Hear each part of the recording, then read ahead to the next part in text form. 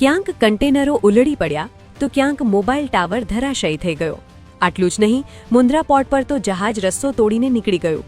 હવામાન વિભાગની આગાહી વચ્ચે કચ્છ, અમદાવાદ, મોરબી અને રાજકોટ સહિતના જિલ્લાઓમાં સાંજે 4 વાગ્યા બાદ વાતાવરણ પલટાયું છે. કમોસમી વરસાદ અને સુસવાકા મારતા પવનને કારણે કચ્છમાં ઠેર ઠેર તારાજીના દ્રશ્યો જોવા મળ્યા. મિની વાવાઝોડાએ કંડલામાં મોબાઈલ ટાવર ધરાશાયી કર્યો છે, તો પોર્ટ પર લાકડાના જથ્થા અને કન્ટેનરો પર ભારે નુકસાન પહોંચાડ્યું છે. ભારે પવન અને વરસાદના કારણે મુન્દ્રા પોર્ટ પર જહાજ રસ્તો તોડીને નીકળી ગયું. નખત્રાણા, લખપત અને અબડાસામાં વરિયાળી, ઈસબગુલ અને ઘઉંનો પાક આકાશી આફત સામે હારી ગયો છે. પરસેવે સિંચેલી ખેતીને નજર સામે બરબાદ થતી જોઈ ધરતીપુત્રો ચિંતાતુર બન્યા છે.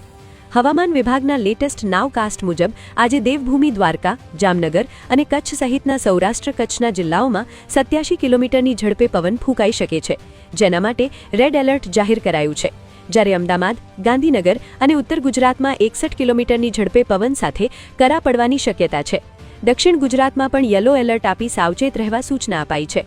આવનારા 24 કલાક ગુજરાત માટે ભારે સાબિત થઈ શકે છે.